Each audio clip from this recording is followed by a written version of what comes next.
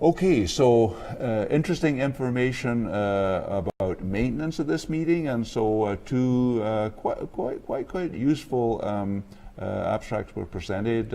Ixazomib, the oral proteasome inhibitor for maintenance, and then an interesting study looking at what happens if you stop giving the Dex along with Revlimid in the maintenance setting. So if we just look at what's called the tourmaline trial, MM3, this is the use of the oral proteasome inhibitor ixazomib, and in this case, following autologous stem cell transplant in patients with newly diagnosed myeloma. And so in this particular setting, this was presented by Dr. Demopoulos from Greece. And so fairly clear results where there was a benefit, a prolongation, 39% improvement in the PFS with the ixazomib versus placebo.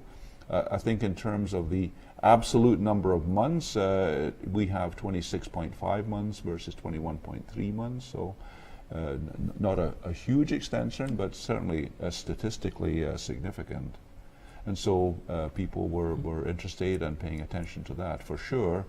And then there was actually quite a lot of discussion about this abstract number 305, where in the elderly and intermediate fit patients, there was a protocol to see if stopping the dexamethasone in the maintenance phase would have a negative impact on the progression-free survival and the outcome. And so people are quite interested to see this data, and it's a unique area for study, actually.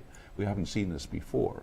And so it was designed to look at this elderly intermediate fit patient population and the standard RD versus stopping the D in the maintenance phase. And so results fairly clear-cut that actually the RD switching to R had actually a little bit better event-free survival. So there was not a negative impact, even a positive impact. And so I think that people really were interested in that, and that's, I think, why people were paying attention to this.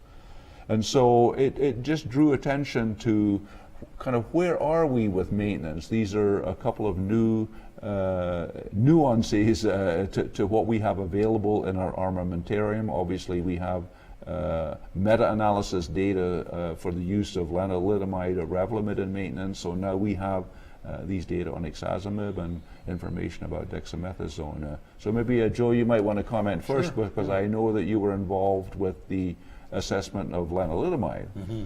No, I mean, I think it's great. We want more options. I mean, this is always the theme, right? We want more options, and I think ixazomib is entering the market that way and will likely be an option for us. I have to say that I still think lenalidomide maintenance, for probably the lion's share of patients, is still the standard of care. The absolute benefit of ixazomib over placebo was not as much as we would have liked it to be. Perhaps not too shocking based on the drug, but it does validate that. Because I look at two groups of patients who right now, lenalidomide maintenance is really not ideal. Mm-hmm. Almost at two different ends of the spectrum. One, those patients who for whatever reason unfortunately can't tolerate it, or maybe in their induction phase were resistant to it. Even in the meta-analyses of lenalidomide maintenance, there are between 25 to 30% of patients who have to come off the drug for some kind of side effect or adverse event. So there's that group of patients where we want to give them something, and now at least we have better evidence to use something like ixazomib. Historically, we've been using bortezomib without having a tremendous amount of evidence. The other extreme are those patients who we wonder if len maintenance is enough, the high-risk patients. Right.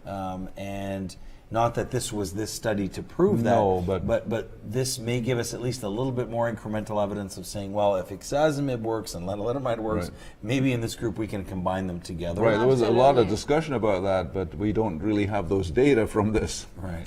And my last comment about the RD to R concept, yes. Actually, I found this really real-world fantastic study. Yeah. I mean, it's something that I have to confess I have been doing a lot already. Yeah. I sometimes describe to my patients that dexamethasone are like the booster rockets on the shuttle. They really help that initial response. but eventually we want them to fall off because longer-term dexamethasone is hard on patients and induces all sorts of side effects. Blood and sugar, blood sugar, hypertension, tension, cataracts, bone disease. I mean, there's lots of things that can come with it. So this was kind of nice to have that, if you will, validated. So I think this is good for patients. I think the fact that less drug comes to a better outcome is always something we like to see. And this way, I think the dexamethasone can be, if not completely discontinued, at least significantly reduced, knowing that we're still giving a good approach to our patients. Yeah, and in fact, so this is, I think, that a very clear message that so can impact in our clinical practice tomorrow. Yes. Because so we are going to see patients in which we were prescribing lenalidomide plus dexamethasone as continuous therapy, and we can immediately stop dexamethasone. I think that the patients are going to get a significant benefit because, in fact, in the trial, the event-free survival included as event the development of hematological or non-hematological toxicity. That this is something that we don't see usually in the clinical trials. So they really evaluated the impact of continuous high-dose lenalidomide together with dexamethasone in the event-free survival. Yeah, so very, very, very important. So we've actually gone from 4-day pulses to once a week to 0. That's good for patients, right? Which is great. Absolutely. And so I think that this is a very positive message for patients. Yeah. All right. So let's move on here. This is something that we thought was particularly interesting because it's a new way of thinking about the biology of myeloma. And one of your colleagues from Spain, Bruno Paiva, presented, there's actually a couple of related abstracts from the team that looked at circulating myeloma cells. And so the first abstract was one which was looking at the expression profiling and actually a variety of aspects of circulating myeloma cells, which are called CTCs, circulating tumor cells. And so this was a very interesting study looking at the characteristics of cells that are present in the blood of patients with myeloma. And so just this concept here of the idea of a primary tumor and then cells with a tendency to spread, entering the circulation, and then reseeding elsewhere. And so I think it's a very, very interesting question, what could happen with possibly a relatively small number of cells which have this capacity but then reseed and create new lesions in another spot. And so without going into all the details, it turns out to be relatively easy in the blood to distinguish the CTCs and also to compare the pattern with the bone marrow plasma cells as a reference. And so the summary is that looking at gene expression profiling, the pattern is very similar between bone marrow and blood, with a few exceptions. Genes involving interferon, inflammatory response, hypoxia, cell cycle, and particularly the tendency for migration, which is reflected by the presence of the CD44 on the surface. And so very interesting aspect, a new way to be thinking about myeloma and the progression and aggressive pattern of the disease potentially.